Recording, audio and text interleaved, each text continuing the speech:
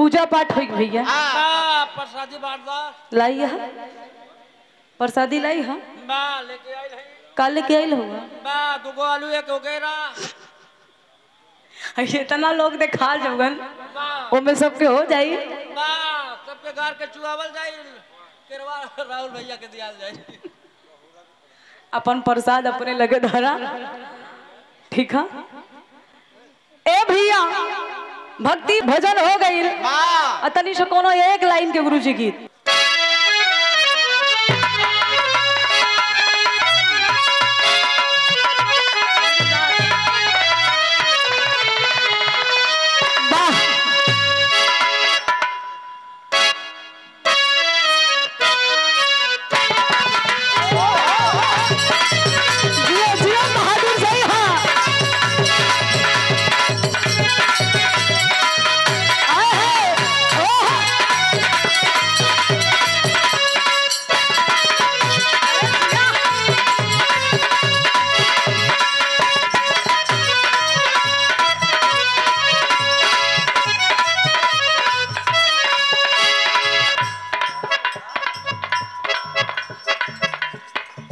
और ये देखे सम्मान मिला प्रधान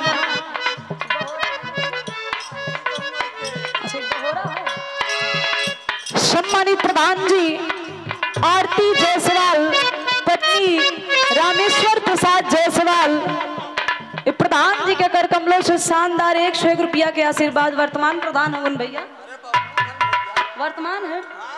अच्छा प्रधान जी कहाँ हुवन आई लवन की ना कहल गई कि एमपी एमएलए बनब बड़ा आसान है भैया नहीं एमपी एमएलए बनब कुछ आसान में लेकिन गांव के प्रधानी के चुनाव लड़े में बड़ी सीसी बटाले भाई वही में ठेकेदार रहन भैया सच्चाई बा। आज के जो समय चल था मनोज भैया बिना बटले कुछ मिलत नहीं खेबा प्रत्यक्षम किम प्रमाणम सामने बैठे हैं। ये वर्तमान बीडीसी है रोज हारमोनिया बजान हमके तो वो बीडीसी चुनाव लड़ता लेकिन जितवा कैसे कहें ज्योति जानी ना पाऊ हमके सही हम जानता ना पाए जितवा तू कैसे कहें बस एक चार अब 2 दिन हम तोरे कम बजावे ना आया हमके 2 दिन में तू चुनाव जीत जाबा कहे ना और कहा 2 दिन ना बचावे यान जब जीत गए हमके बताओ भैया जीता कैसे कहन बस 1 किलो एमएल है 1 एमएल है आराम से काम होई बा ई बात ना रहे इनका मलकिन गई रहली गांव-गांव में घूमे। ए भैया सच्चाई बा मान सम्मान जरूरी है व्यवहार भी मायने रखेला बा इनका व्यवहार ना इनके मलकिन के व्यवहार है। अच्छा केहू के व्यवहार वाले की बात हो ना बा जमाना हुए है कि जमाना आइल मेहरी के आजकल मेहरारू आगे ही मरद हर जगह देख ला प्रधान बनते हैं तो मेहरारू बीडीसी बनते हैं तो मेहरारू राशन कार्ड में नाम लिखा था तो मेहरारू के कोनो काम करना यहाँ ए भैया लेकिन हमारे गुरुजी गीत के संकेत करत हवन कोनो दुल्हन अपने दुल्हा से प्रेम करत था दुल्हनिया कहे कि हमरे राजा जी हमरा के तना मानेलन ये तना मानेलन अब हम कहा बताई उनके बारे में हम कुछ बता ना पाई बहुत मानेलन ओहो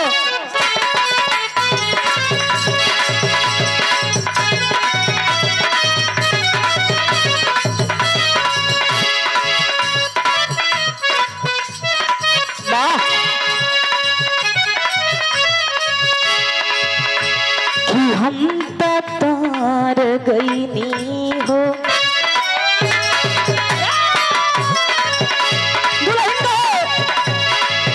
हम तार गई हो सीलर बार पई हो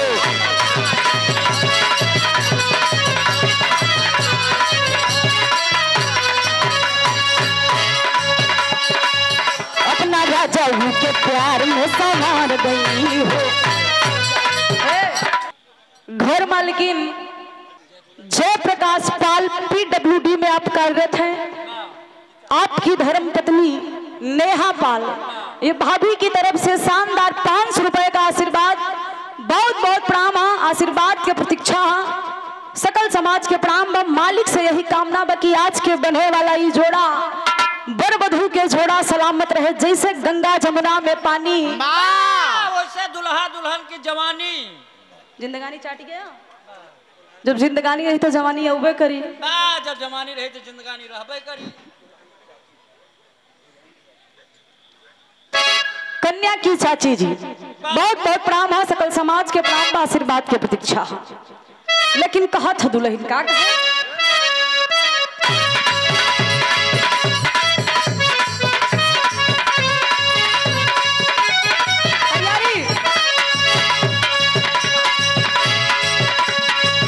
हम तो तार बनी हो सुनर तार पली हो,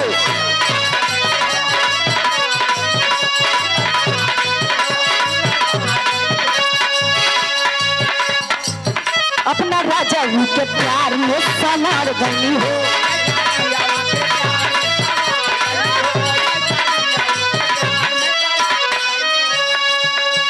अच्छा तो हम कहा थे कि अपने राजाऊ के प्यार में संवर गई हो, तो कहा था कि अपने करियऊ के प्यार में संवर गई हो। अच्छा ओकर मर्द अगर गोर रहा तब ये अपन बतावत हुआ के का कहल जाला। आप बीती बताओ। हाँ जब प्रोग्राम से घरे चलन मनोज भैया ना तनकर मलकिनी है कहलिन करीबा आए गए, करीबा आए गए, करीबा बस दूल्हे राजा भैया के तरफ। आज के बादशाह दूल्हे राजा ब्रिजेश पाल जेकर आज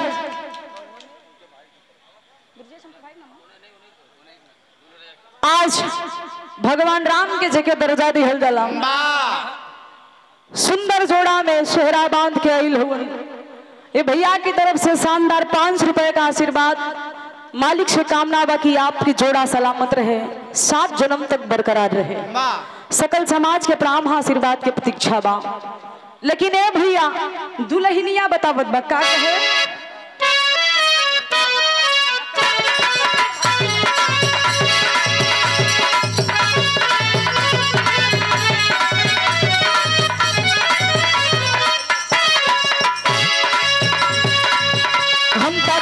गई हो सुनर बार पली हो,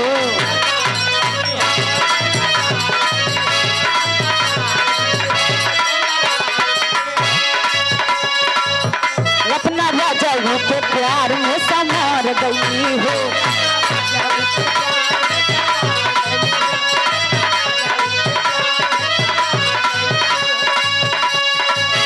हम तार गई हो सुनर बार पली हो, अपना राजा के प्यार में समार गई हो। खुशी रहे न गवारे साथी पियवा दुलारे, हाय हाय रे हम पियवा दुलारे।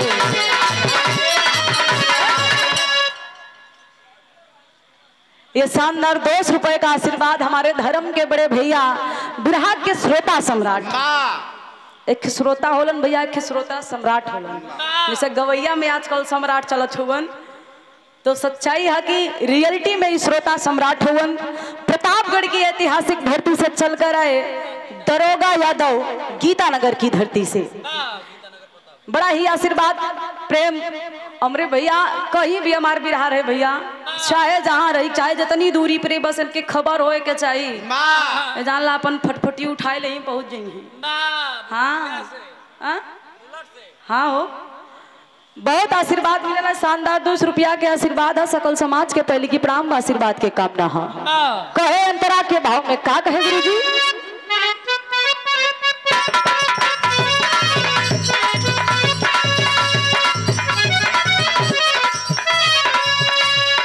राहुल भैया प्रियंका भाभी कहेली क्या कहेली, ऐसन पति मिले मुश्किल से, बोले नाचा सखी रे दिल से।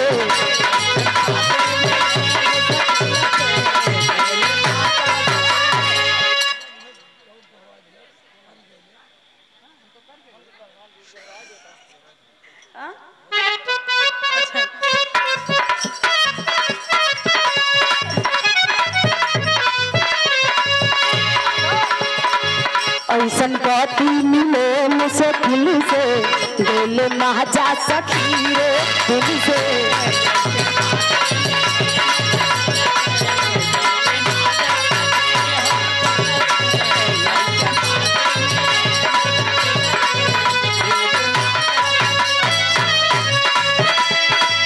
ऐसन पति मिले मुश्किल से दिल महाजा सखी रे दिल से।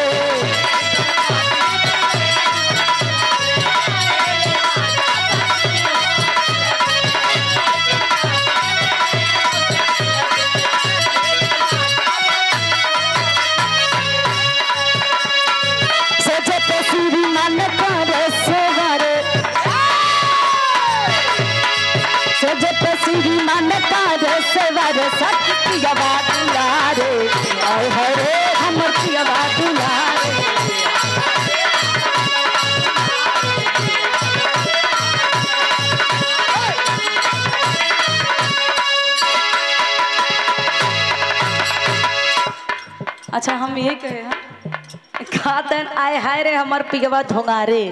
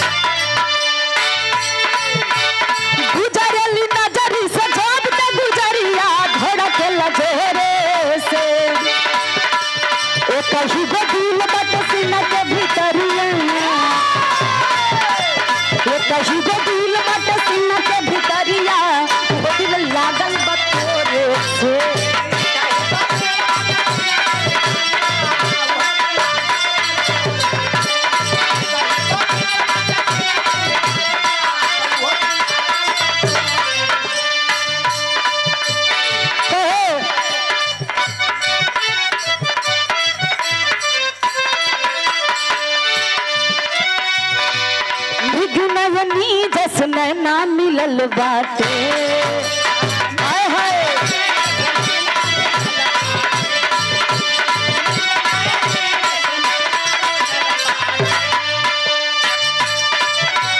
होठवा पे मुस्कान खिलल बाटे